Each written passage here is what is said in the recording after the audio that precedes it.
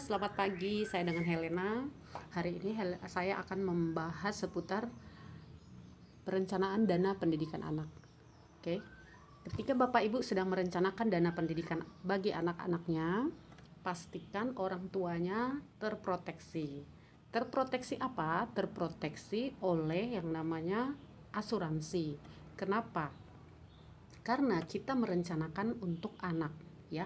Ketika anak ini lahir, lalu kita rencanakan bahwa anak ini kelak akan mengenyam pendidikan, ya, di sebuah universitas ternama atau universitas yang bagus, sekolah yang bagus, maka kita harus merencanakan berapa dana yang harus kita persiapkan untuk masuk ke sekolah tersebut. Oke, jadi sebagai orang tua kita harus merencanakan. Nah, merencanakan dana pendidikan bagi anak kita, tentunya kita harus juga mempertimbangkan atau memikirkan bahwa selama rentan waktu di saat anak kita lahir hingga usia 18 tahun akan kemungkinan ada hal-hal yang bisa terjadi, ya, terhadap kita sebagai orang tua. Contohnya kita meninggal dini, ya.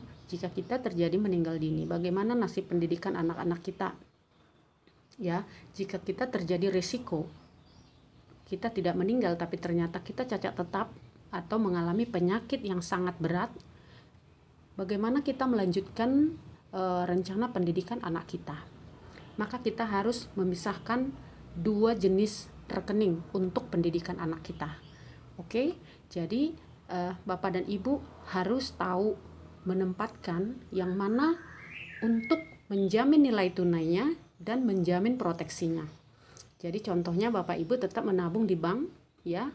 Menabung di bank 500.000 satu bulan misalkan. Lalu Bapak Ibu juga harus merencanakan untuk memproteksi. Siapa yang diproteksi? Yaitu pencari nafkah. Siapa pencari nafkahnya? Yaitu orang tua si anak.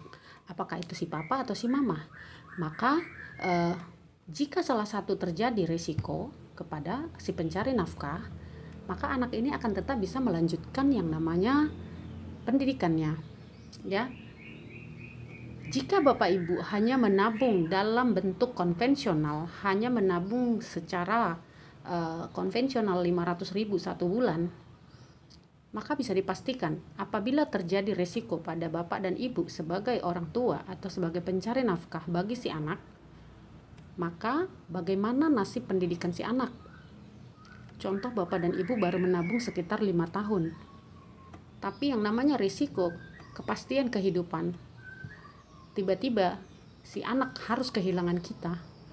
Berapa uang yang harus diterima dari bank? Maka yang diterima dari bank adalah 500.000 dikali 5 tahun.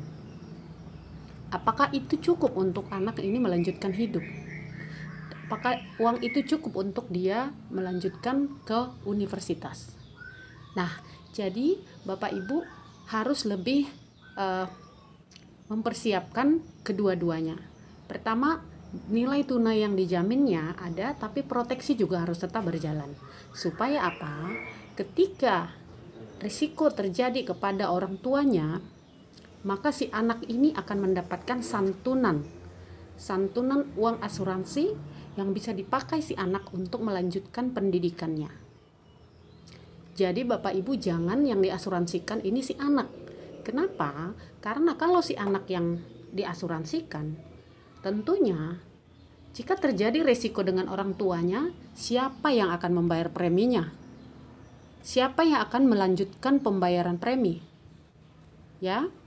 Oke, jika kita bilang bahwa si anak ini akan bebas premi, tapi tetap bahwa dana yang diterima si anak ini masih belum tentu cukup untuk dia lanjutkan nanti di universitas. Jadi sebaiknya para orang tua mengasuransikan dulu dirinya agar pendidikan anaknya bisa tercover jika terjadi risiko pada orang tua.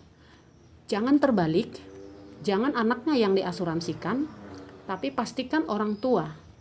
Karena bagaimana anak Anda akan membayar premi jika terjadi risiko pada orang tua? Kehilangan kemampuan mencari nafkah. Maka pastikan diri kita sebagai orang tua yang harus diasuransikan terlebih dahulu. Oke? Sama seperti di pesawat.